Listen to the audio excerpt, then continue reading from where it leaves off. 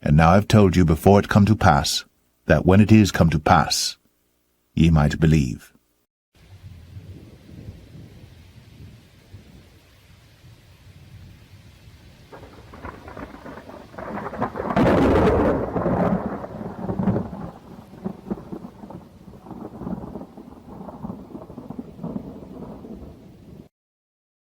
And the fifth angel sounded, and I saw a star fall from heaven unto the earth, and to him was given the key of the bottomless pit. And he opened the bottomless pit, and there arose a smoke out of the pit, as the smoke of a great furnace, and the sun and the air were darkened by reason of the smoke of the pit. In retaliation for the coalition's continuous aerial bombardment, Saddam Hussein unleashed a new kind of destruction. He ordered the Iraqi army to blow up the oil fields of Kuwait. It created scenes of apocalyptic devastation. It looks like what I envisioned hell would look like. The country of Kuwait is burning.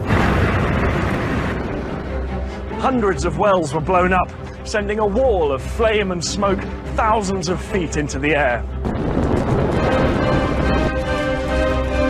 Pipelines were ruptured, storage tanks exploded, and huge lakes of oil pooled in the desert sand.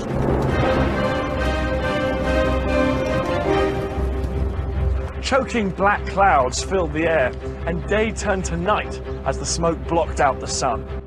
And the sun and the air were darkened by reason of the smoke of the pit.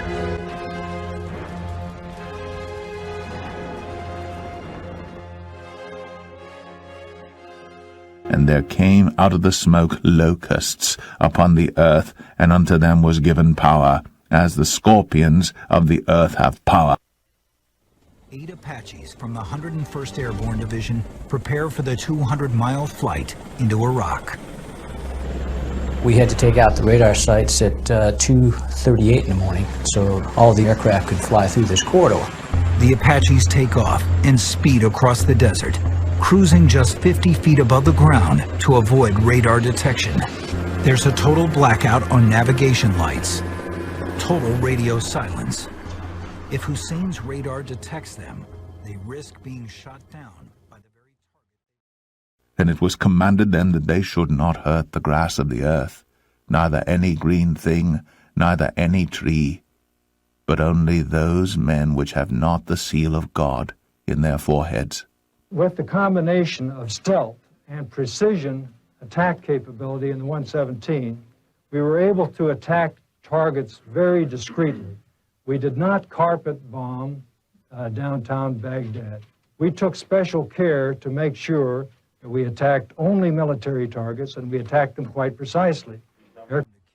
And their torment was as the torment of a scorpion when he striketh a man. And in those days shall men seek death, and shall not find it, and shall desire to die, and death shall flee from them. In those days men will seek death, and will not find it. They will desire to die, and death will flee from them. Suicide bombers and other martyrs match this description.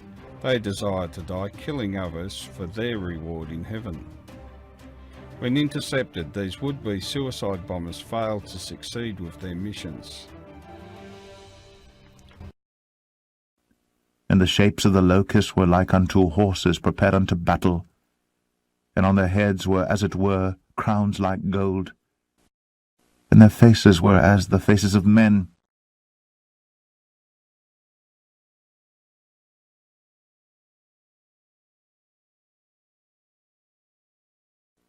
And they had hair as the hair of women.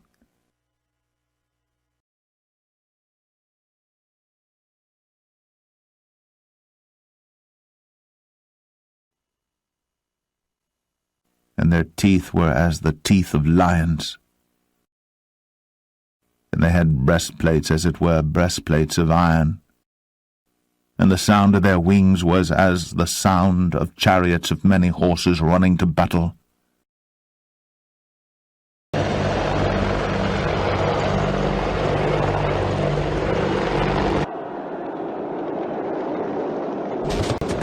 Finally, tails it had like a unto fearsome scorpions, 30mm chain and there gun, was stings capable of in firing their over tails. 600 rounds per minute.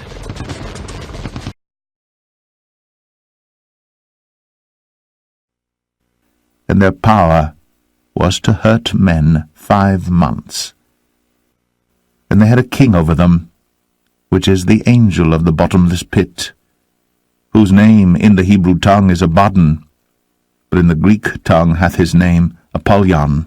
And they, the Iraqi army, had a king over them, the angel of the bottomless pit, whose name in Hebrew is Abaddon, means destruction, but in Greek he has the name Apollyon, means destroyer. The name Saddam means one who frequently causes collisions, powerful collider, one who causes a collision that has bad results, powerful confronter, one who frequently crashes,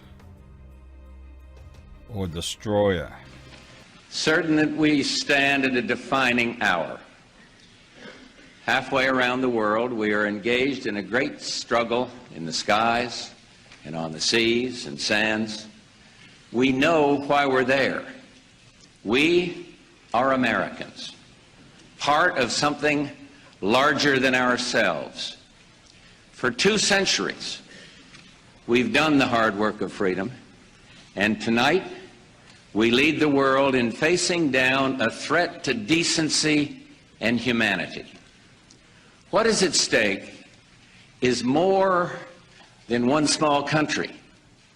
It is a big idea, a new world order, where diverse nations are drawn together in common cause to achieve the universal aspirations of mankind: peace and security, freedom, and the rule of law. Such is a world worthy of our struggle and worthy of our children's future.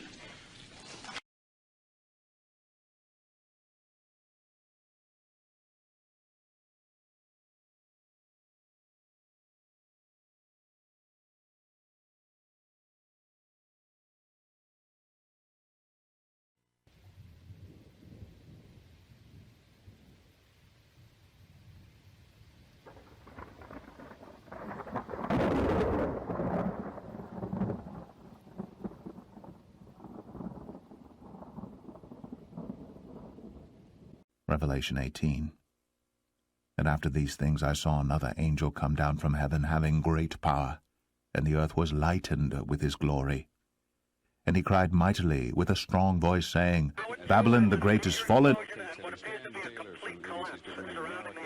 Fallen is fallen, and is become the habitation of devils, and the hold of every foul spirit, and a cage of every unclean and hateful bird.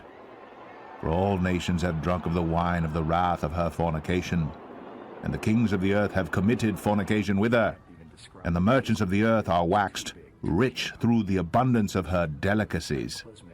And I heard another voice from heaven saying, Come out of her, my people, that ye be not partakers of her sins, and that ye receive not of her plagues. For her sins have reached unto heaven, and God hath remembered her iniquities. Reward her even as she rewarded you, and double unto her double according to her works, in the cup which she hath filled to her double. How much she hath glorified herself, and lived deliciously. So much torment and sorrow give her. For she saith in her heart, I sit a queen, and am no widow, and shall see no sorrow. Therefore shall her plagues come in one day, death, and mourning, and famine. And she shall be utterly burned with fire. For strong is the Lord God who judgeth her. And the kings of the earth who have committed fornication and lived deliciously with her shall bewail her, and lament for her, when they shall see the smoke of her burning, standing afar off for the fear of her torment, saying, Alas, alas, that great city Babylon, that mighty city, for in 1 hour is thy judgment come. Into And he doeth great wonders, so that he maketh fire come down from heaven on the earth in the sight of men, and deceiveth them that dwell on the earth by the means of those miracles which he had power to do in the sight of the beast.